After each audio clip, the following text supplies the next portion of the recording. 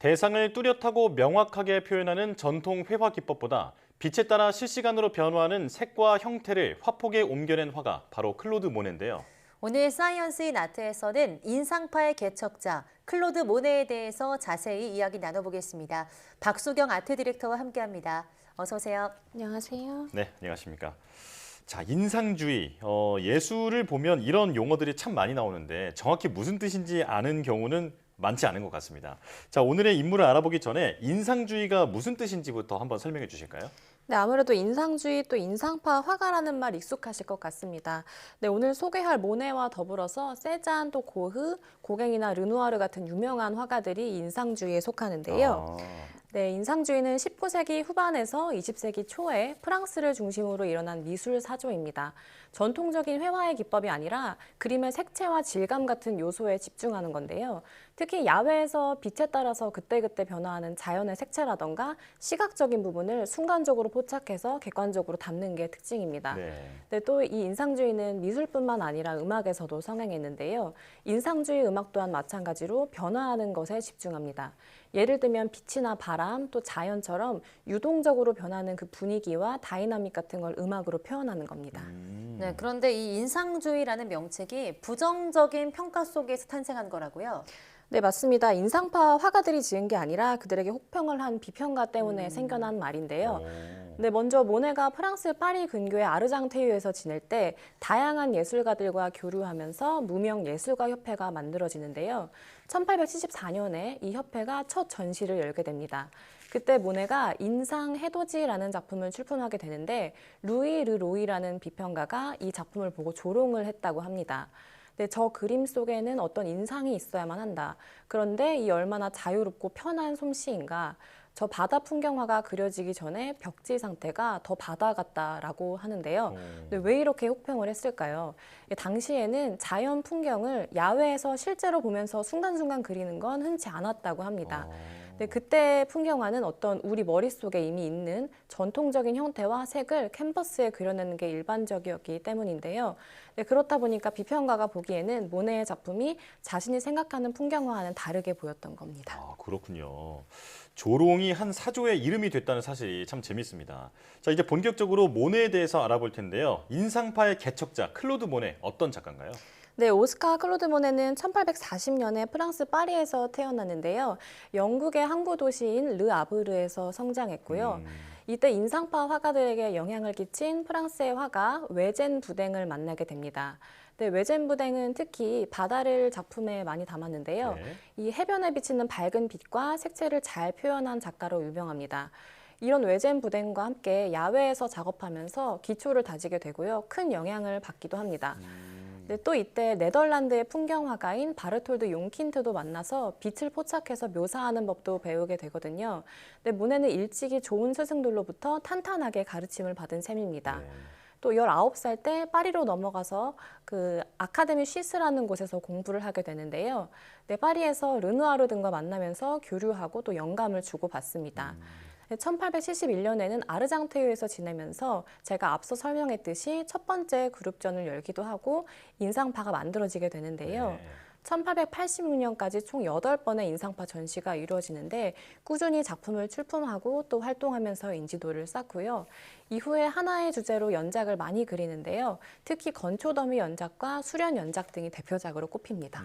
네, 아마 클로드 모네 하면 많은 분들이 방금 말씀하신 수련 연작을 꼽으실 것 같은데요. 어떤 작품인지 알려주시죠. 네, 모네의 수련 연작 굉장히 유명하죠. 아마 가장 많이 알려진 대표작일 텐데요. 이 작품은 지베르니의 정원을 배경으로 그려진 작품입니다.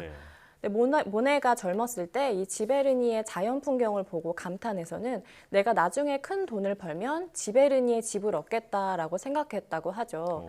네, 1890년에 정말로 이곳에 집을 마련해서 정원을 정성스럽게 가꾸는데요. 모네가 이 지베르니의 자연에 대한 애착이 남달라서 여러 명의 정원사를 두고도 자신이 직접 정원을 관리하기도 했다고 합니다. 특히 수련 연못을 소재로 30여 년간 약 300점의 연작을 그렸는데요. 이 연못의 빛과 대기에 따라 변화되어 보이는 풍경을 포착해서 캔버스에 담았습니다. 근데 그림을 보면 아득하다, 찬란하다 같은 단어들이 떠오르는데요.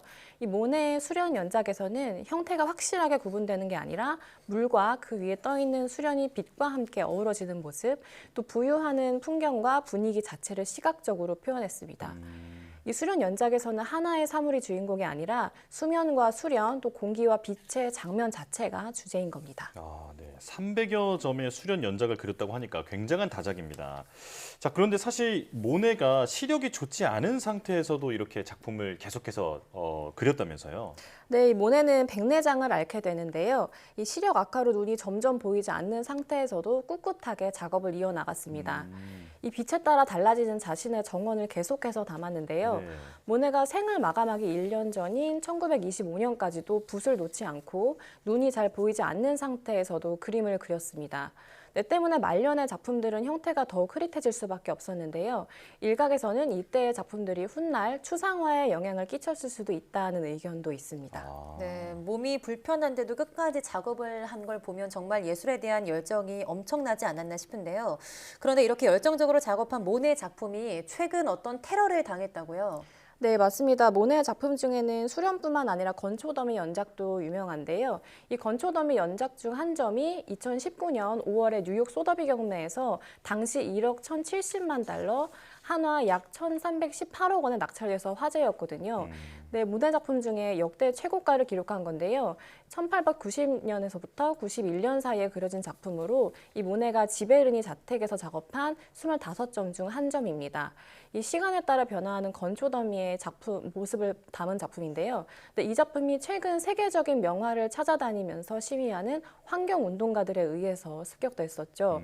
네, 화석 연료 사용을 반대하는 기후 단체 활동가들이 독일 바르베리니 미술관에 전시 중이었던 이 건초더미 작품에 으깬 감자를 끼얹으면서 네, 시위를 벌였습니다.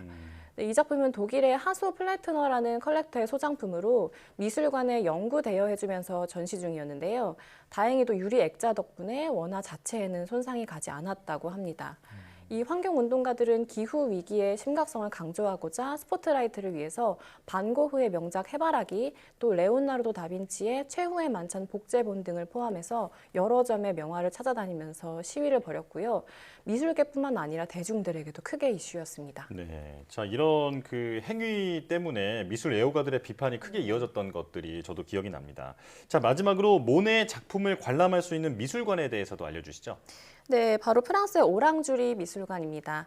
네, 오랑주리 미술관은 한때 왕궁의 오렌지 나무 온실로 사용되던 곳인데요. 네.